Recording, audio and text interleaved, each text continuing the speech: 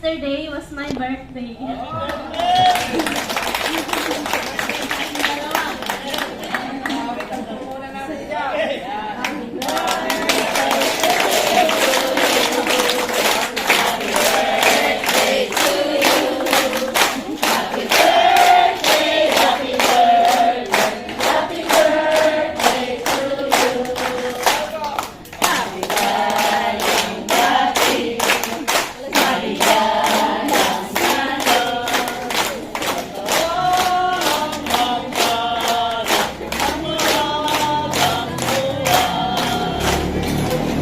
Salamat po sa inyong lahat.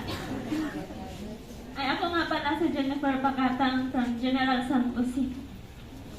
At may dalawa na po akong anak. I really thank God. Sa dinami-dami pa naman ng problema, trials and tribulation. Nalampasan ko po lahat through prayers. Alam niyo, last 2021, bagong panganak pa lang ako noon kasi sa pangalawa kong anak, pinagsasabay ko yung pag-aaral at magiging nanay. Tapos I was diagnosed with anxiety and depression. Nagpapanik attack ako everyday, 2 times. Akala ko mamamatay na ako at takot akong mamatay noon. But thankful ako kasi hindi suicidal yung depression ko. But one night, it was dawn already. Madaling araw, 2 a.m. in the morning. I bowed down and cried to God. And I surrendered everything to Him because napapagod na ako sa mga kinatatakutan ko sa buhay. Sabi ko, Lord, pagod na po ako, pwede niyo po na ako kunin. But, thankful ako kasi andito ako ngayon. Buhay. Hindi nagwagi si Satan. Alam ko, may plano ang Diyos. Alam ko may plano ang Diyos sa buhay. Hindi lang sa akin, pati tayong lahat. Kasi it was written in the Bible in Jeremiah 29:11, "For I know the plans I have for you, declares the Lord, plans to prosper you and not to harm you, plans to give you hope and a future." Alam na, going abroad is not in my vocabulary. I was just pressured by Aling Marites out there sa our neighborhood. Kasi sabi nila, graduate ka na, hindi ka pa nakapagturo. Hindi po madali mag-review. By the way, I was graduated last 2022 with a bachelor's degree of Bachelor of Technical Vocational Teachers Education, major in Welding and Fabrication Technology.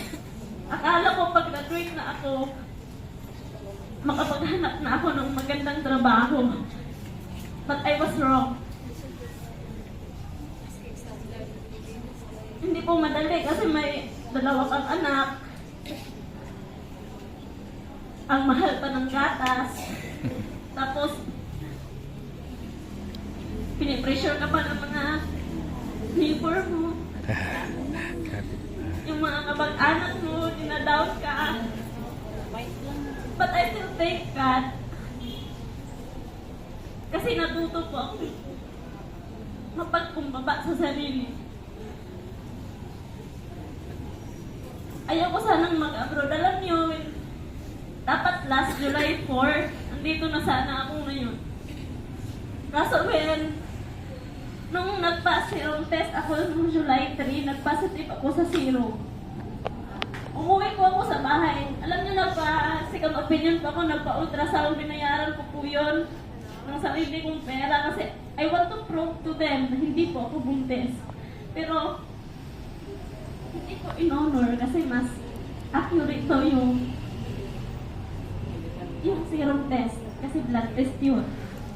So, umuwi po ako ng bahay. I was dismayed and discouraged, but I just pray to God. At Sinabi ko, may GC kasi kami magkapamilya. Sinabi ko sa kuya ko, may dawa ko akong kuya, pastor. Sabi ko, siguro di ba panahon? Siguro may mas better plan ang Panginoon para sa akin. Sabi niya, you have to wait for the perfect time. Kasi, prepare na yan ni Lord. Sabi niya.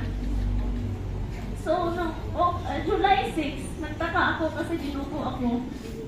Pero I know, sabi nga nila, sabi nung sa branch namin, ang sinabi doon sa main office, nagpadagdag daw ako, ba't hindi ko po yung ginawa? Alam ko, galit na galit ako sa kanila. I just want ako to file a case for them kasi sabi ng asawa ko,